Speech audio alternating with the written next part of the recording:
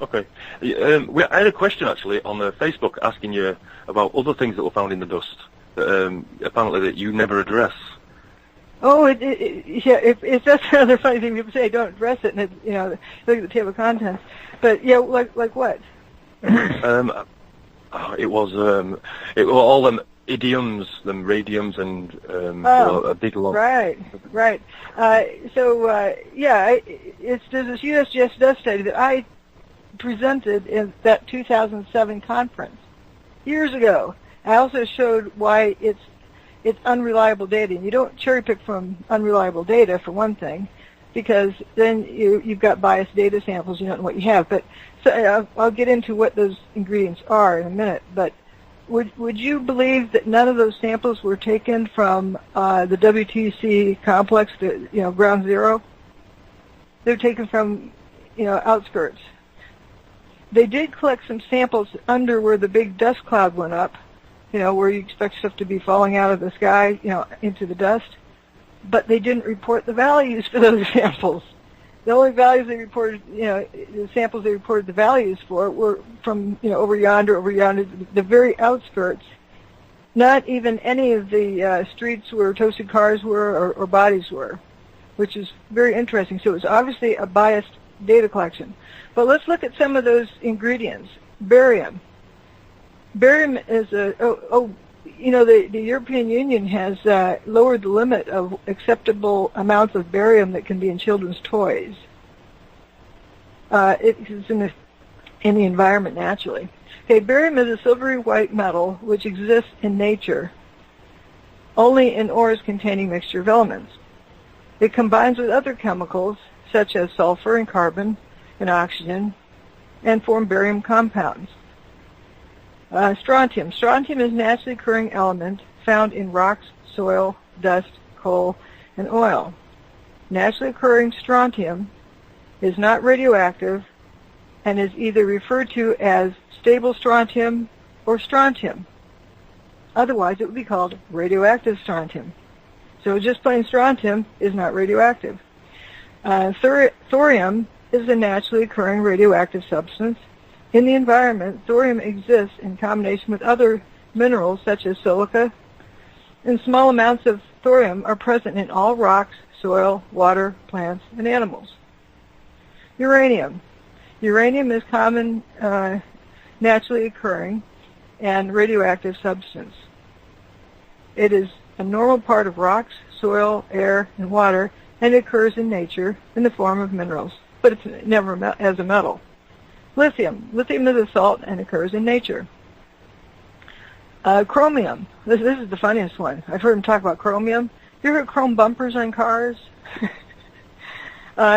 When they make steel is mainly iron, like 97, 98, 99% iron, with other doodads added in, like chromium, nickel, or something else, because that enhances the structural properties as well as the environmental resistance properties of it. So chromium is a naturally occurring element found in rocks, animals, plants, soil, and volcanic dust and gases. Chromium is present in the environment in several different forms. In metal, chromium, which is the chromium 0 form, is used for making steel. And chromium 6 and chromium 3 are used for chrome plating, like bumpers, or dyes, or pigments, leather tanning, and wood preservation. Tritium. Now, I have an extensive section in my book about the tritium levels. Now, for a nuke bomb, or many nuke bombs, big, little, in-between size, or mini, micro, nano nukes, the level of tritium would be sky high, approximately 900,000 times or 1 million times background levels, at least, because that's what it is from leaky nuclear power plants.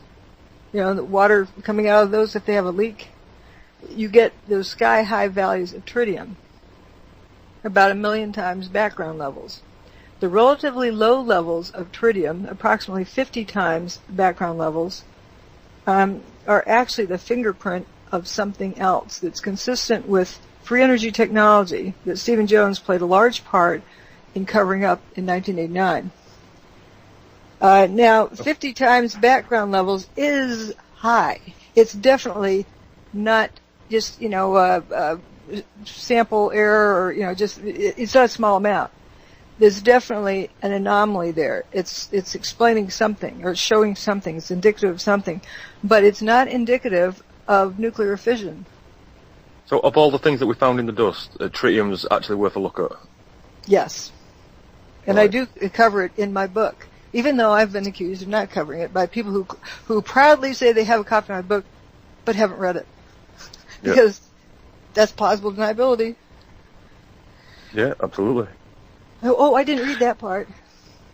Yeah, well, yeah, I was using it as a doorstop. I've got the book though. Right. Yeah. So the towers came to dust. They didn't slam to the ground. They didn't. They didn't burn up and they didn't slam to the ground, but they mainly turned to dust in midair. And the three easiest ways to prove that or to demonstrate that to yourself is that if they'd slammed to the ground, you'd have a big pile of stuff left over. Right. A big pile of rubble. That didn't happen. If they slammed to the ground, they're built in the bathtub out in the Hudson River below the water table, about 70 feet, that's 7 times 10, 70 feet below the water table. And, the bathtub didn't get ruptured. I'm not saying it didn't get scratched up. It didn't get ruptured. If it had ruptured, it would have flooded all of the underground of Lower Manhattan because all the subways are connected to the bathtub. And that didn't happen. And if it slammed to the ground, some seismic chart somewhere would have recorded something consistent with the building that big slamming to the ground. Instead, the seismic charts were picking up things all afternoon of, rock quarry blasts, and even an earthquake in Alaska. There was a spike that happened with each of the demise of the towers 1 and 2, not with Building 7, but with 1 and 2, that were way lower than what you expect, and they calculate the magnitude of an earthquake based on the surface wave, and that was the only thing that was, out of calm. There was no detectable S or P wave. But both of those waves travel through the Earth. They travel differently, and so they arrive at the seismic station with lag time between them. The P arrives first, then the S wave, the pulse, and the shear wave. And based on that, the difference in the arrival time, and they know what the substrate is underground, they can tell you about how far away the epicenter is. And if you have a lot of different seismic stations and you know that distance, you can pinpoint where the epicenter is of the earthquake. But with the demise of all of the buildings, all of the events on 9/11, there was no detectable S wave or P wave at any of the recording stations. And then even some of the recording stations couldn't detect even a surface wave. Right, so we've got 3 major key pieces of evidence. So shall we just look at them one by one? So no rubble. Very little rubble. No rubble. Yeah. Very little rubble. Okay, we've got the chat. If we've got the chat window, I can paste pictures into there, so people in the group can actually see certain pictures. So I've just posted a picture into chat. I don't know if you're in the chat room now that you can see. I've just posted the picture with the ambulance. Okay, cool. Yeah. So anybody who's in the chat room now, they should be able to click on or look at that. It's not opening though, for some strange. Or you can send it to the WTC page because we can go up and down. That's only one page to load, and so we can go up and down that page. Yeah. Okay. drjudywood.com/WTC, and in Figure 8 is the ambulance picture. And right. Yeah. If you click on those pictures, they'll open up in a new window in a large picture. But the ambulance is, backed up in front of, the front door of Tower 1. I don't know how close to it. It was, a little bit of a distance there. But you see the ambulance sitting there. It doesn't look clobbered. Maybe the door is a little bit ajar, but there's no clobber marks on it. No big piece of steel on it. And you see some of the outer columns, a photographer referred to them as wheat checks, and I think that's a good term for the prefab units of 3 columns wide by 3 stories tall that they bolted together. They fabricated them at the factory, and then they trucked them in and put them together. So you see some of those wheat checks sticking up, and you don't see them sticking up much above the building adjacent to it, which is Building 6, an 8-story building. For everybody who's in the UK, wheat checks are shreddies, by the way. just to clarify that. Okay. Yep. All right. Okay, carry on. And so, but you see, the north wall on the left and the south wall on the right, the remains of it. And if it's no taller than the 8-story building, where the other, and it was a 110-story building above ground, where the other 102 stories of outer walls, much less all the guts of the building. You see a little tiny pile there, something back in the middle. That's stairwell B, where there were 14 people who survived there. First they thought they were goners because they thought they're under 106 stories of rubble. Because it was all black. Well, it turns out the dust went up and blocked out the sun. But as soon as that dust cleared, they looked up and saw blue sky and then walked out on their own steam. They were able to walk out under their own power after having 106 stories above them go away. I'm not going to say collapse because that would be kinetic energy, smashing them. They didn't get cooked to death. So it wasn't thermal energy heating up the building. Right. So we've got more pictures that we can show of the rubble, though. So that's just one picture. There's more in there. Figure 7 from that same page. 7. Yeah, I think this is the one me and Andrew looked at last week.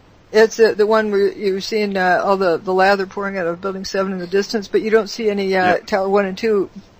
Earlier that day, you wouldn't be able to see Building 7 because you'd have a 110-story building in your, blocking your field of view. Yeah. And it's not there. And this is like ground level because you can also look and see the pedestrian walkway, which is equal to the second story, and cars can drive it. Which is Building 7 in that image? And Figure 7. You see the building in the distance with all the fumes pouring out of it. I won't call them smoke because your brain is going to be biased to thinking that fire is the cause. I'm just calling it generically fumes or lather. Okay, so when it's center of the picture, we can just see one side of it. Right, the south side of it. The building to the left of that you can't see anything pouring out of, that's the Verizon building. Right. But the Building 7, it's a 47-story building. It's just got one wall of stuff pouring out of it. Yep. And how tall is the Horizon building? I don't know, but it's not as tall as the 47-story WTC 7. Okay, I was trying to just measure up the pile of debris.